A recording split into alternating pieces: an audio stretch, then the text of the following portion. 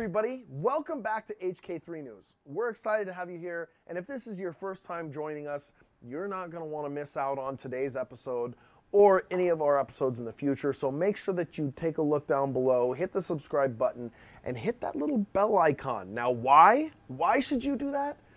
Because here at HK3 News, we talk about the things everyone else isn't talking about that's going to help propel humankind into version 3.0. So we're talking about the things that are going to help us evolve, help us move forward, and evolve as a human race. We're excited today to be talking with a storyteller extraordinaire and someone who you should look for when it comes to mentoring and when it comes to getting your message out to the world. Because Ashley Bright is a rock star when it comes to this. So Ashley, thanks for being on HK3 News today, and we're excited to hear a little bit more about what you have to say about storytelling. Thanks very much, Kyle. I'm super excited to be here as well. Thank you for the surprise call earlier in the week. Yeah, no, I love doing this. I feel very privileged to have the opportunity to work with a tremendously broad group of people that are kind of having an impact, whether it's through the nonprofit space, social impact, or starting businesses that are changing lives and changing communities. I find it incredibly rewarding and satisfying to be able to help people tell their stories so they can get the results they want. You are amazing at it too. And one of the reasons why I reached out to you, and for those of you at home, you know, we do some pre-production work. We talk to people behind the scenes before you see them here on the show. And I actually found an amazing video that Ashley did on LinkedIn. And it may live somewhere else, but find Ashley Bright on LinkedIn. We'll put his link below so you can find him. But he did an amazing video about how less is more when it comes to a deck and slides and presentations. So we're going to talk a little bit about that today, but we're also going to talk about the evolution of communication, because what worked Mad Men days isn't necessarily working today, right, Ashley? I think that's true. There's one consistent element that will always be successful, but yes, the landscape has definitely changed. So we love, and here at HK3 News, we really love storytelling as well. So we love talking to good storytellers because it's something that I think is a key to what you're talking about, that timeless principle. People love stories. So we're excited to talk to you a little bit about that today. So Ashley, tell us a little bit about how you feel when it comes to storytelling and communicating a message. And then we'll dive into the details a little bit, but I want to hear a little bit about the foundational principles that you believe in when it comes to communicating a message nowadays. Sure. So, I mean, I think of a presentation or a pitch as a performance. And with any performance, it's about a number of elements coming together to create that captivating, compelling experience. And story is one of those things that is that foundational piece, because if we look at it from a biological and a scientific perspective, when people make decisions, whether it's buying a car, buying a latte, embarking on a new relationship, their decision-making process is using both the logic and the emotion to make that decision. And emotion is the initial sort of reaction. It's the initial thing that starts that engagement. And then logic kicks in when we naturally try and justify whatever that decision is. And so that's one of the reasons when it comes to sales or persuasion, stories and engaging people emotionally is so incredibly important and so powerful. You still need that logic, but you need to engage emotionally first. So that brings us to kind of getting into the details a little bit. And I love the concept of storytelling. I love it. I have a really interesting background when it comes to storytelling, but I come from the cowboy storytelling style. So I grew up on a farm and ranch, and you know, as a cowboy, you get bored. So you got to learn how to tell stories, you know, and they're tall tales. I mean, this is where the fish stories came from. That's right. So that's where I learned storytelling. And you know, you don't really fit in if you don't have a good story to tell. You know, you go around the campfire, and literally around the campfire when, you know, you've been all day on a horse and driving and messing with cattle, and then you sit down and there's no TV. There's no radio even. You know, we were the entertainment for each other, and that goes back thousands of years, and now we're trying to bring those same concepts, and you're actually really amazing at it. I love watching you present. It's always a treat for me. So I'm glad that you're on the show today because I get to see you in action as I get to interact with you. So moving forward and moving on to kind of the devil being in the details, there's something really specific that you touched on that kind of got me to reach out and say, I got to talk to Ashley about this on HK3 News. So you presented something, and when you talk a little bit about triggering the emotion, but then having the logic there behind it, show us, you have some physical examples of that right now. I want you to kind of run through that for our audience so that they kind of get what you're talking about. Sure. So very briefly, I mean, in this context, we were talking about the amount of information that you've got on your slides. And one of the fundamental, I think, misunderstandings about presentations is that people feel like oftentimes they need to put all of the relevant information on a slide. That's where I got into in this video, talking about the fact that there's two different types of presentations in terms of the deck. There's one that I refer to as a listen deck, which is the kind that you would be presenting to a group of people, meaning that the audience is listening to it. And then the second is a read deck.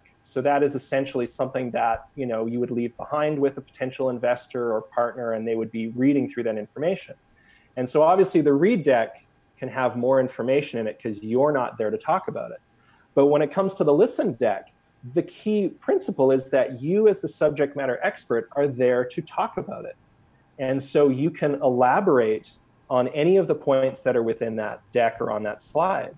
And so, you know, what you're referring to, Kyle, was, I hope the reflection's not too bad, but I showed some examples like this. And these are, you know, very typical of investor And this is exactly decks. what I was talking about. He's got some awesome representations up here, so pay attention, guys. This is fantastic.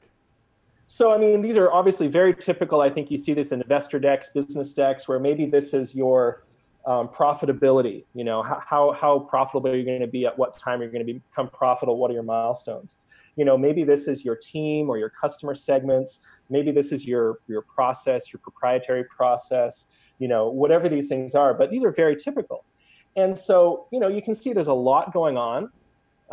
And so if you're presenting this to an audience, the problem is that you've got an audience of people that are now, their attentions are split because they're busy trying to listen to you as a subject matter expert. They're also trying to unpack your slides. And so, for example, on this first one, I mean, if you have your individual milestones, you have your, you know, additional details and, you know, all this other crap on here, essentially, that is getting in the way of your audience focusing on you. And so, you know, for example, if the key takeaway from this slide that I want people to take away is, you know, we will be profitable to this level in 5 years, then I don't really need to kind of put all this extraneous information on here. You know, I can start to remove things that are distracting. And now, since I'm there to talk about it, I can point out, oh, milestone 1, we're going to do X, milestone 2, we're going to do this, et cetera, et cetera. And it doesn't require all that extraneous information. That's amazing. Same thing with, that's fantastic. Yes. That's such good advice, Ashley. It's such good advice because you want them believing in you, that you want them paying attention to you. And there's and aside from the persuasion element of it and getting your audience to focus, it's also really valuable, especially if you're in a situation, this is very common for entrepreneurs, where you are going out and essentially sharing the same information on a regular basis. You're going out to partners or investors or conferences or whatever. And one of the nice things when you have a slide that's really simple is you can change the focus of that presentation depending on the audience, and you can do that on the fly. So if you go in and you want to talk to an audience about the financials and you know that's what they're interested in, you can speak to that without having to alter your slides significantly. Or if you want to talk to a potential customer and talk about ease of implementation, again, you can steer that however you want to without having to rejigger all of your slides because it's all focused on one thing. Ladies and gentlemen, I want you to pay attention to something that Ashley just said. And this is really important. If you want to get really good at presentations, you need to be able to read your audience. You have to be able to watch and see when people are perking up and leaning forward, and they are telling you they want to know more. And if you have a simple slide like Ashley's telling you, and you turn around and say, oh, all right, I need to talk a little bit more on this, you have the control and power to do that. So Ashley, that is such amazing, wonderful advice.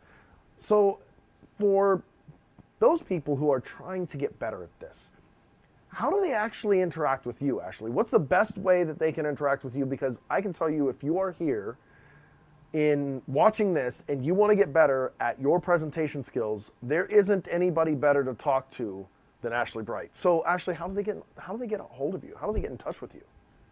So a variety of different ways. I mean, obviously, Kyle, you mentioned the videos, which I put out on LinkedIn and Instagram and places like that. And those are sort of initial points of contact just to get people kind of wet their whistle, if you will. Mm-hmm. But then there's also, on Tuesdays, I do sort of a Tuesday Talks, where I've essentially hang out at the Larry Cafe. And if people want to stop by and talk presentations or get some input, that's free advice. I just like to mentor. And then beyond that, I mean, I do essentially one-on-one sort of private coaching. So if you're looking to start from scratch on a presentation or refine something, or I've got a few clients where they present all the time and they know that they have certain kind of tics or tells or things that they want to work on. And so we'll work on that in sort of a private session. And then I also do sort of larger group sessions for organizations or companies. And so those are kind of the primary ways to go about that. And then, of course, I also do speaking gigs whenever those present themselves. I'm going to be speaking actually at Startup Week in early March. Another Startup Week plug. We're not really trying to beat you guys over the head with Startup Week, but I think this is the third time so far. Mike Jones is going to be on HK3News coming up soon, so be on the lookout for that. So if you're here in Phoenix, you're hearing about Startup Week from all of our speakers and from us because it's a cool place to be and you need to be there. Exactly. It's a great coming together of like-minded people with similar struggles and challenges, and a wealth of good information and great people to interact with. So absolutely. Good plug. Well, Ashley, we usually ask people at the end of these interviews to give someone a piece of advice. That one thing, if you had to give someone one piece of advice and have them really, this is their takeaway, what would it be?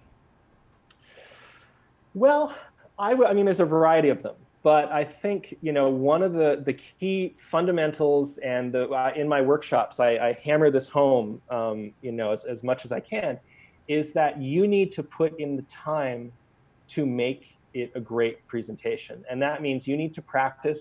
You need to do the legwork to make sure that your information is relevant to this audience and going to really resonate with them. And I think that's probably by and large one of the biggest issues is people are just busy and they either don't have the time or don't see the need for putting in the effort. And one of the things I talk about in my workshops as well as my speaking gigs is that now more than ever, your audience is incredibly distracted through social media and just everything that's going on. And so if you don't want to put in the effort to make sure that your pitch or presentation is really relevant and valuable and memorable, then it's kind of on you if your audience, doesn't respond or you don't make that sale or get that meeting or whatever that is.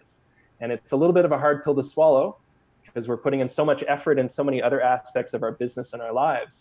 But, when you have a captive audience of people, which is rare these days, you got to capitalize on that. You better bring it. So you better bring it. Exactly. Bring it. So practice. So don't miss that opportunity. Practice. I love that. That is fantastic advice. Ashley Bright. And if you want, I have 3 quick practice tips. Yes. Give us. No. Hey, build on. Okay, so your one takeaway is practice, but Ashley's going to give you your 3 tips. All right. Practice. But Ashley, what are your tips within practice? Okay. So tip number 1. Once you have gotten your presentation deck, slides, whatever those are, to a place where you're comfortable with them, close your computer. Okay, don't rehearse with your slides, because what that's going to do is it's going to help you get comfortable with being able to kind of tell that story and move through that messaging and starting to internalize it, so that it feels more natural, it feels more conversational. So that's tip number one. Tip number two is, as you are practicing and rehearsing, is do not say your presentation sort of in your head. Say it out loud, use your voice. I mean, your voice is your instrument for communicating. So get comfortable with it, use it, and practice. You'll start to understand how to sort of the inflection of your voice and where you're putting emphasis and things like that. And surprisingly, a lot of people, when they hear their voice for the first time, if they're mic'd up at an industry event or something, it kind of wigs them out and adds further anxiety to what's already oftentimes a pretty scary moment. I have done that personally, definitely. Yeah. So close your deck and say it out loud. And then the third thing is, while you're rehearsing, is get comfortable moving around. Because whether you're in a meeting room or you're on stage or wherever you're going to be doing your presentation or pitch, that movement does a couple of really critical things. One, it's going to convey confidence to your audience. There's going to be a perception that you're comfortable and confident up there, which is great, because then anything you say now has that added sort of luster of coming from a place of confidence. The other thing, and it's very much about the presenter, is we talked a little bit about that kind of that nervousness, that anxiousness when you get on stage. Well, that's essentially your body's fight or flight mechanism. Okay, we are trying to survive, and our body is saying, get off that stage as quick as you can because you're vulnerable. This is an uncomfortable place to be. Exactly. And so that energy is coursing through your body because it's trying to keep you alive. But when you move around, it's giving that energy a place to go. So that oftentimes you'll see people and they're kind of fidgeting around with their hands, they're crossing their arms, they're putting their hands in their pockets.